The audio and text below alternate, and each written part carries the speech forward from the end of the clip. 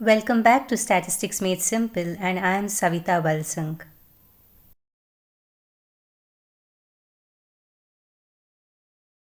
In my previous 15 videos on probability theory, I have completed the classical definition of probability, which is the first type, and the second type was conditional probability.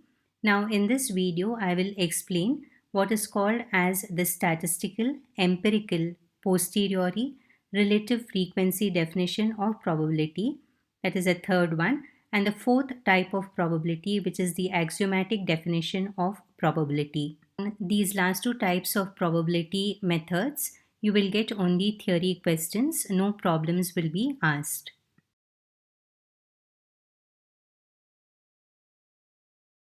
Please recollect that the classical definition of probability was also called as priori probability. Now let us learn what is the difference between priori and posteriori probability.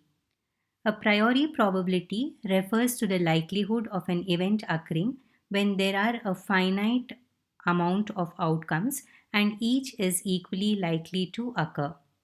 The outcomes in a priori probability are not influenced by the prior outcome. Whereas posteriori probability is a revised probability that takes into account new available information. Now in my next slide, I will explain through an example what is the difference between both of them. Again, this wouldn't be asked in the exam. This is only for your understanding.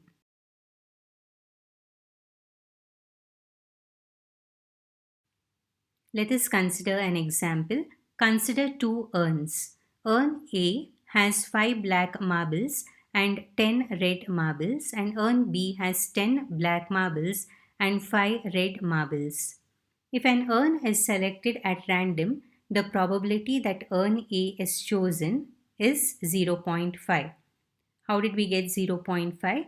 We know that if there are two urns, the probability of urn A or urn B selected will be half or 0.5. This is very similar to the tossing of a coin and finding out the probability of getting a head or probability of getting a tail, which is half or 0.5.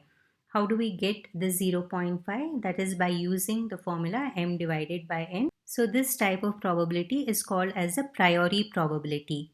Now, if we are given an additional piece of information that a marble was drawn at random from the selected urn and that marble was black, what is the probability that the chosen urn is urn A? Now, the difference between priori probability and this posteriori probability is the additional information which is made use of.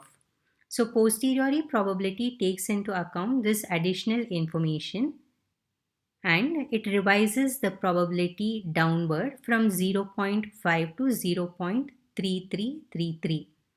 Now, how we get the 0.3333 is by using the Bayes theorem. I would not like to go into the details of that theorem now. It is very obvious that a black marble is more probable from urn B than urn A. Why is it so? Because urn B has more number of black marbles than urn A.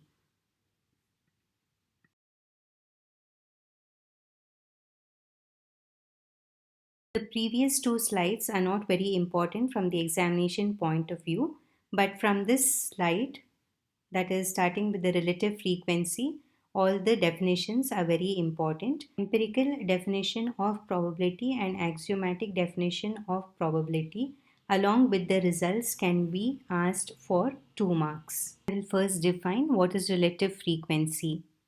Let n denote the number of times a random experiment is conducted and let m denote the number of times an event occurs. Then the ratio m divided by n is highlighted in a purple box and by a pink star is called as the relative frequency. Let's take an example. Consider the random experiment of tossing a coin 10 times. And if 4 heads occur, then 4 by 10 is equal to 0.4 and is the probability of tosses resulting in heads. In 100 tosses, if 42 heads occur, then the proportion of tosses resulting in heads will be 48 divided by 100, which is equal to 0.48. You're using the formula m divided by n. Now in 1000 tosses, if 508 heads occur, then the proportion of tosses resulting in heads is 508 divided by 1000, which is equal to 0.508, and so on. So here you're observing that as the number of tosses increases, that means it almost tends to infinity. You know that infinity cannot be reached. That is, when we say increases, it means a very large number of times. Proportion of tosses will stabilize around 0.5 or will move closer to a particular value. Now, such a limiting value of the proportion m by n is the probability of the event. Now, what is the event which we have considered here? The event which is considered here is getting a head. And we know by using the classical definition of probability, that is the m by n formula, we know that probability of getting a head is 0.5 and even the probability of getting a tail is 0.5. So this particular value, that is 0.5, or a value which is very close to it, it will become the probability of the event. This particular example need not be learnt for the exam. It is only used to explain the empirical definition of probability. So in this particular slide, it is very important that you understand what we mean by relative frequency.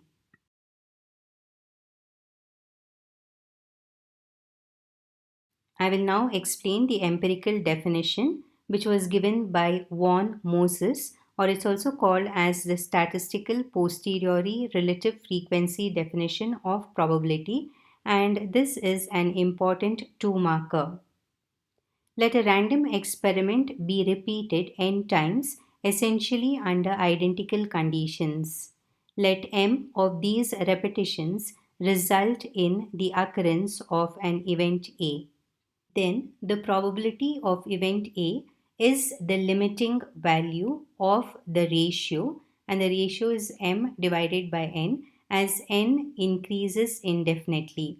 Now this sentence, which is highlighted in blue color, can be written in the form of an expression as P of A is equal to limit, first write LIM, and below LIM write n tends to infinity. The right arrow stands for tends to, and within brackets write m divided by n. So in other words, if an experiment is repeated a large number of times, and when we say large number of times, it's almost infinity, under similar conditions, the ratio m by n. What is the ratio m by n? It is the relative frequency. This will approach a definite value and it will become the probability of an event.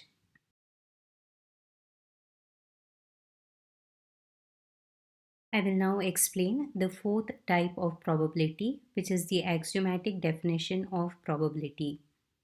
Again, this definition can be asked as a two marker. Consider a random experiment with sample space S. Many events can be defined associated with this random experiment. Let for every event a real number P of A be assigned. Then P of A is the probability of event A if the following axioms are satisfied. Axiom 1, P of A is greater than or equal to 0. That means probability of an event should always be positive. Second axiom, P of S is equal to 1, where S is a sure event. And axiom 3, for two mutually exclusive events A and B, P of A union B is equal to P of A plus P of B.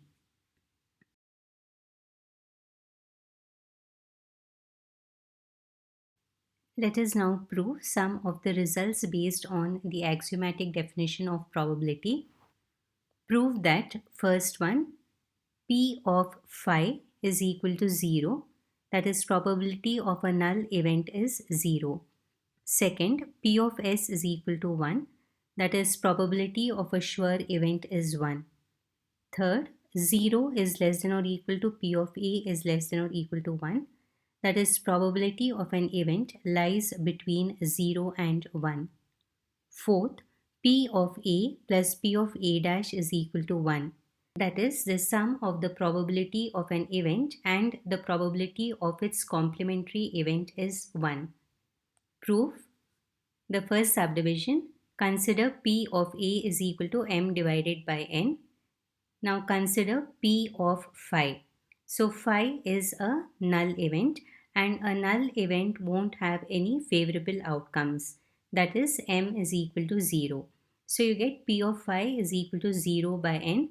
Therefore, P of phi is equal to 0.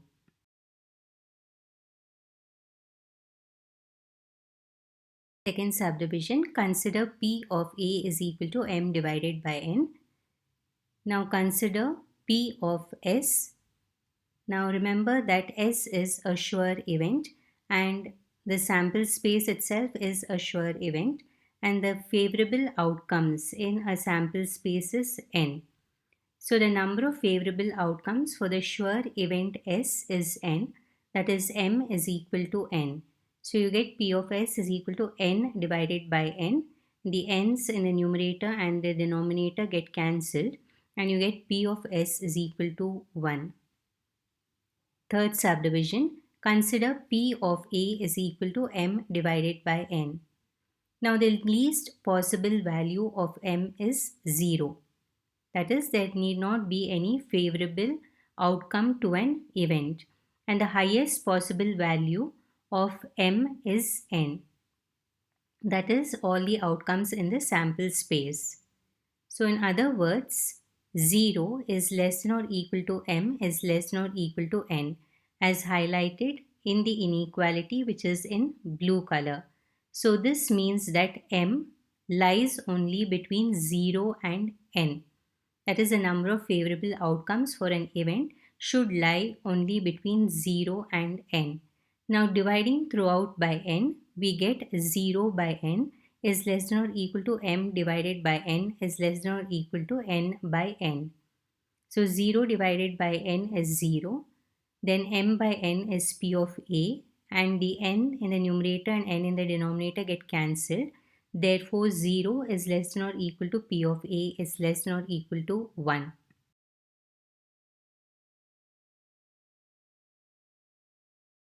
Fourth subdivision, consider A union A dash is equal to S. That is, the union of the event and the complementary event is always equal to the sample space. Now consider probability on both sides, so which implies P of A union A dash is equal to P of S. Now since A and A dash are mutually exclusive events, we can use the addition theorem for two mutually exclusive events. That is, P of A union A dash will be equal to P of A plus P of A dash, which will be the left hand side. And we also know that P of S is equal to 1, that is the right hand side. So substituting in star, we get P of A plus P of A dash is equal to 1.